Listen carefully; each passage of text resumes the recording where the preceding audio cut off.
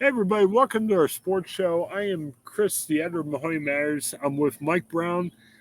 We are traveling this week. I am with family in Columbus. Mike is in Florida. I am outside. We just taped something near the solar eclipse, and it was kind of cool. We talked, and behind me it got really dark and really bright again. So Yes, it that's did. why I'm outside today. How are you, Mike? Yep. Yeah, I did. And then now in Florida, it's been brilliant blue skies the whole time for Yes. me, Chris. It's nice here in Columbus, but we're both looking forward to getting back in your home in the Youngstown area. Yeah, So right. Yep. yeah, wanted to go over some of the stuff going on. Mike, we talk about this. We love our baseball and softball, but we don't like how the weather wipes everything out. And it Right. hasn't been that many games, but based on what you saw, what's our top three in baseball and softball this week? Yeah, baseball. We've got a new number one this week, and I don't know how these guys are doing it. They've pulled a Houdini act with the weather, I think. The West Branch Warriors. They're 7-0 on the baseball season. They're coming off a 4-1 win on Sunday. They played their games on Sunday. That's how the weather has affected things. The teams have lost so many not lost playing dates by the weather. So many days so far that West Branch played on Sunday this week and beat the Green Bulldogs of the Federal League 4-1. West Oh, Branch is 7-0 on the season. They have the best record in the Greater Mahoning Valley area. They've got the standout pitcher who was the All Ohio quarterback, Bo Alazaz. He's the great pitcher for them, and they're scoring a lot of runs. So they're number one this week. Warren Harding, unbeaten. They're 4-0. They were 4-0 last week in our poll, and they haven't got a chance to play. We were talking about the weather. They haven't got a chance to play in the last week, so they're still undefeated at 4-0. And number three is Poland. Same situation. They were 3-0 last week. They're still 3-0. They're undefeated. Poland has scored a total of 49 runs in 3 games, Chris. Those three are really doing well. We've actually got a lot of teams are doing well. I think 5 of the 7 teams in our poll, our baseball poll, are still undefeated. So that speaks really well. yeah, it speaks to how far some of these teams might go once we get tournament time. Based on what you've heard from coaches over the years, I know football, unless something unusual happens, you have a game every Friday. Basketball, you typically have 2 games per week. But Yeah. in baseball and softball, and other years are like this, where it rains a lot. I wonder how these guys keep in a routine and I mean, you look at those two other than West Branch, they haven't played for a week. So, How they're doing that, they don't have field turf either, so I don't know how they're doing that. But yeah. they must have somebody who can stop the rain. I don't know, or something like Well, that. But yeah, I'm but sure they're working out. Maybe they go to indoor batting cage somewhere around the area. But, yeah, it could when be. it's messy, it's hard to play, but it's Yeah, also hard to practice. You need that field to absolutely, practice. And it's, absolutely. And then our softball pool, we've got 3. I mean, we've got 7 yeah. really good teams, but 3 really good teams that I think are going to go a long way in the state tournament when we get to that in June, Chris. Number 1 again this week, the Austintown Fitch Falcons. Do you know that Austintown Fitch has not lost a softball game since the 2022 season? They Wow. went all of last year undefeated. I think they had a tie or two, went undefeated. And so far this year, they're off to a 4-0 start. They've got the great pitcher in Sidney Watts, and they're off to they've outscored their first 4 opponents, Chris, 47-0. I mean, Wow. that's just, it doesn't get any better.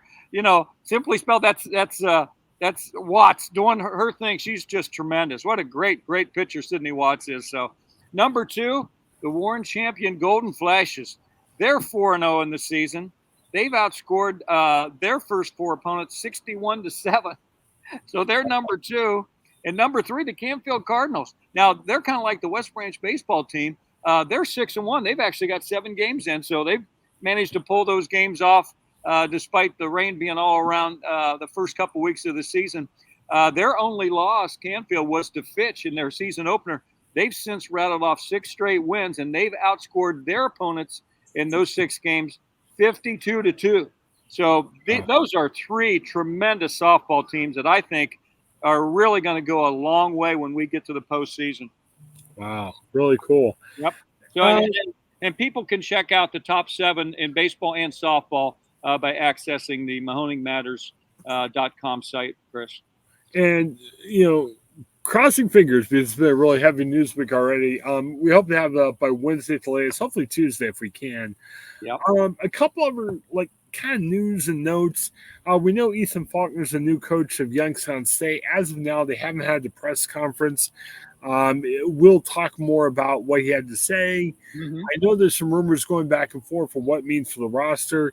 Nothing super confirmed, so let's wait a week on that until we get a little bit more clarity on who's going to be there and who's not going to be there.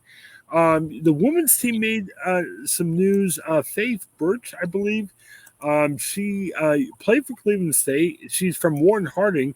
Yep. She actually signed to come to Youngstown State. So she's coming back home. I wonder, Melissa Jackson, a new coach, was assistant at Cleveland State. So we haven't heard from Faith yet, but I'm assuming that maybe she likes the new coach and, ability to come back home.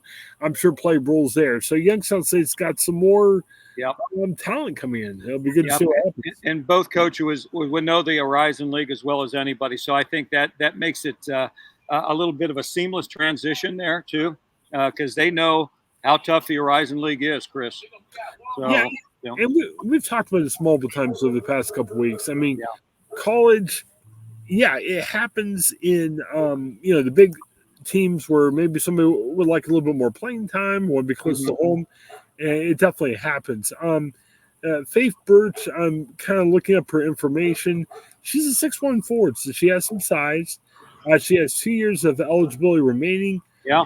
She played all 35 games at Cleveland State, averaged about 4 points, 4 rebounds per game. So someone who's seasoned, it'll be interesting to see what happens there. Right. So. Yeah. Well, like I said, when you know the Horizon League, you know the trends of the Horizon League and who's good and who's not. I think that's a plus. Anytime you get somebody who's played in that league. Yeah, 4-year starter in Harding. She had 9 to 67 points, 9 to 3 rebounds. So bring some size to the team. Never is a bad thing. Mm-hmm. Wanted to give a shout out to little Preston Tolnar. He's an 8-year-old from Canfield. We talked to him on Friday. Had a story. He went to Augusta. Mike, I'm not a huge golf fan, but I'd love to play Augusta sometime. I'm 49, haven't done that. He's 8. He's already done that. Yeah. He played in a chip, drive, and putt competition. He placed 5th in his age group between 7 and 9. Mm-hmm.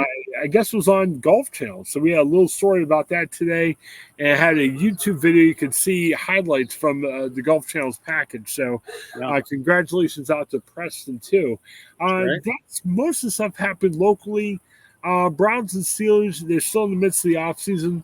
Yep. We'll talk about more next week. Some more moves for the draft. Yep. Yeah, there's some more moves happening. I know the Steelers are still kind of needing a center or receiver. I think those moves might happen. I think it's probably tempting for them to see what's available in the draft and what direction they go, and then they can kind of fill it out with whoever they don't pick there. Baseball, Guardians and Pirates. Good starts to the year. Obviously, it's a long season, but good to see it. They're starting strong, at least. Yeah, that's amazing. The Guardians are 7-2, and they've got all their wins on the road. They're finally have their home opener today on Monday. We're videoing this, but they've got off to a race. Now, again, they had a major setback losing Bieber for the season to an elbow injury. That's a big blow for that team. But, they're scoring a lot of runs, Chris, and that's a good sign for the Indians. And, pitching, they've always had great pitching. Whoever drafts their pitchers really is on top of things. And I know they're moving some other guys up, but I think when push comes to shove, I think their pitching will be okay, even though you're losing a tremendous, former Cy Young Award winner in Bieber for this season. I think the Indians have really gotten off to a good start. Now they've got a nice home stretch here, and they've got a 7-2 record.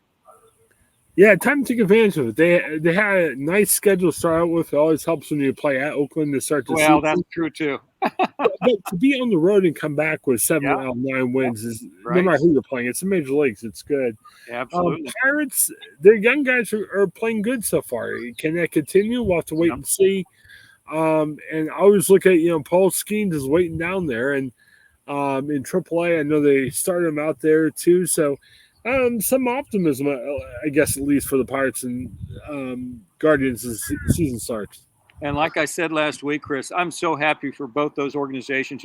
Those are small market teams. They don't have the budget that near like the Yankees or the Dodgers or somebody like that would have. So I'm really especially happy when they have success because, they really have to do their homework and they really have to be really diligent when they draft guys and project out and things like that. Because usually with those teams, you have about a 5-year window before that big contract comes due, and they have to strike in that 5-year window a lot of times. And, I think they're both on the right track there. Yeah. And, I think back, I talked about this before for the Indians. In the 90s, they had that nice stretch where they had a couple core young players that started to play well. Right. And the fans started coming, and then you had the money to bring in some veterans in that could help out too. Right. We're probably a little bit before that time with the Pirates. We're projecting a little too much. But on the other hand, it'll be interesting to see. I mean, let's leave it at this. There's reason for optimism with both teams. I wouldn't buy your playoff tickets as of yet, but I feel better about the Pirates and Guardians than having years past. So just put it like that. I do too. Yeah, that's refreshing to see too. Yeah, a couple of notes. Penguins is interesting. We're about ready to leave them for dead a couple of weeks ago. They actually been playing well. They kind of moved up to just outside the playoff berth. Unless it's a situation like the Dolphins from a couple of years ago where the owner says, hey, you better lose. Yeah. Any professional team wants to win, no matter where they're at.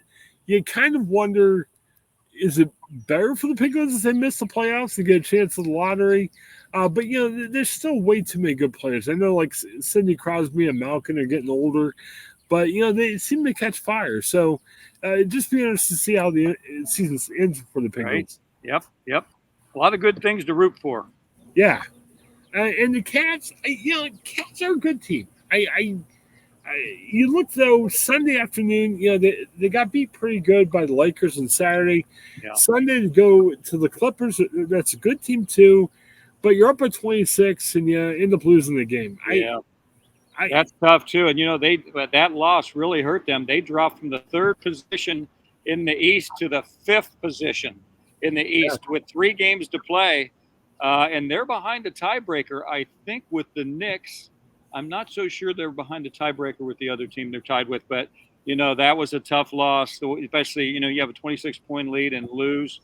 I worry that the same thing might happen. I hope it doesn't, but they were playing really well, probably about a month and a half ago, as well as anybody. And now they had some injuries, and now it seems like they've hit a wall, and the playoffs are right around the corner. So, I hope they can find something. But right now, they're not playing very well, especially defensively. I mean, when you have a collapse like that, you have a 26-point lead and you lose a game. My goodness, that's tough.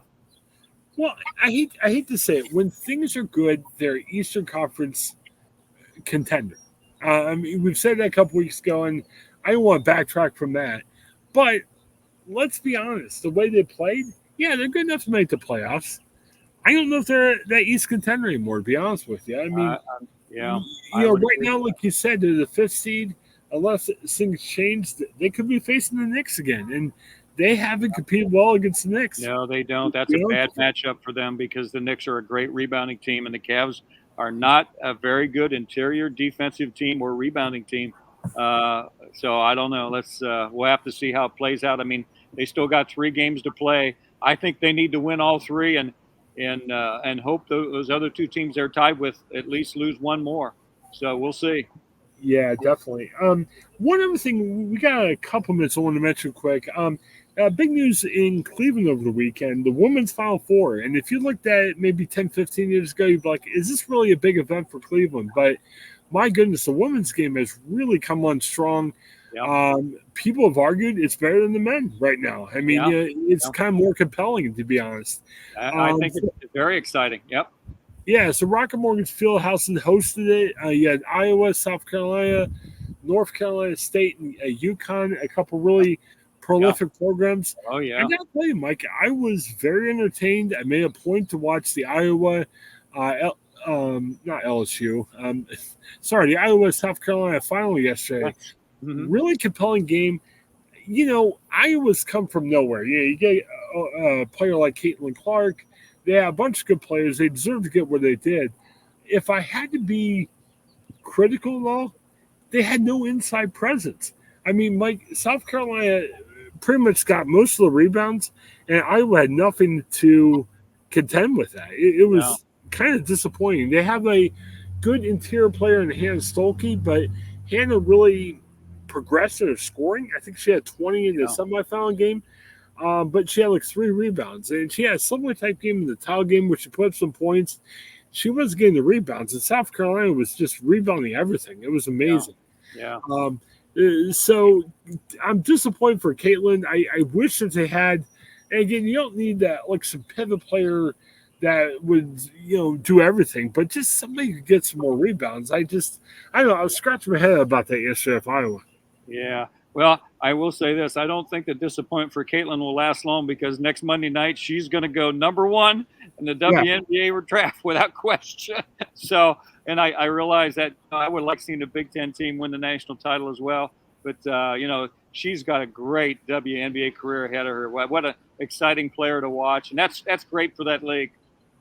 Well, and she said a lot of right things in the press conference after the game. Obviously, she's disappointed.